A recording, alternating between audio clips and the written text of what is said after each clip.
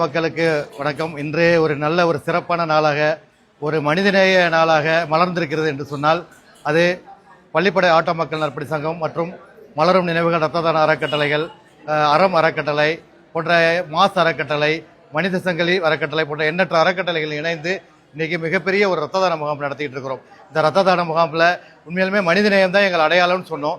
மனிதநேயத்தை அடையாளத்தை காட்டுறதுக்காக தான் ஐயா வாங்க ஐயா வாங்க மனிதநேயத்தை அடையாள கட்ட புன்னகை பூக்கள் அறக்கட்டளை எங்கள் ஐயா, மலரும் நினைவுகள் எங்கள் ஐயா எல்லாம் இணைந்து இது ரத்த தானம் மிகப்பெரிய ஒரு சிறப்பான ஒரு ரத்த தானமாக அமைஞ்சிருக்கு.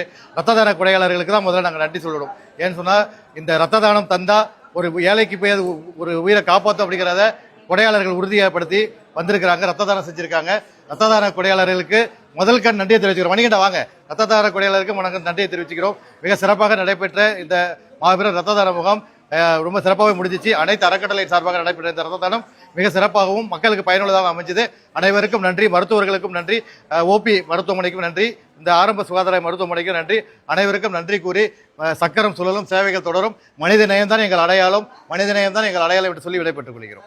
இது வரைக்கும் இந்த நேரம் வரைக்கும் ஒரு 22 கொடையாளர்கள் ரத்தம் கொடுத்துருக்காங்க. இன்னும் கொடையாளர்கள் ரத்தம் கொடுத்துட்டு இருக்காங்க. கிட்டத்தட்ட ஒரு 50 பேரோட இலக்கு எங்களுடைய இலக்கு இருக்கு.